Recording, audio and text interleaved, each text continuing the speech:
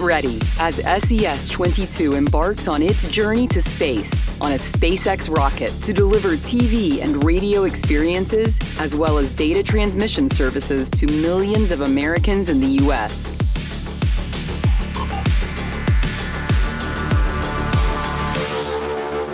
But its mission doesn't end there.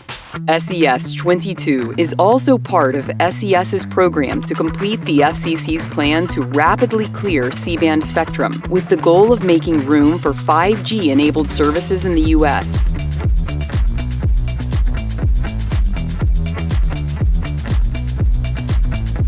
So it was becoming clear 4 or 5 years ago that for 5G deployment across the US, you had to get access to mid-band spectrum and plentiful amounts of mid-band spectrum. And in the US, C-band was the most appropriate, but it was full of services that we were delivering for our broadcast customers.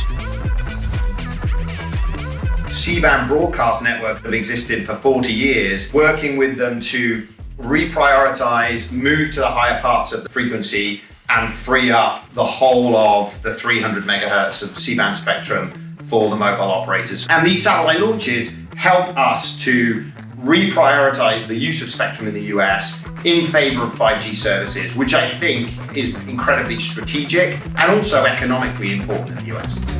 Since 2020, SES has been working tirelessly to move its existing U.S. customers into a smaller portion of the C-band. Opening up part of the C-band will help wireless operators to quickly deploy 5G networks across the continental U.S., bringing ultra-fast services to consumers and businesses.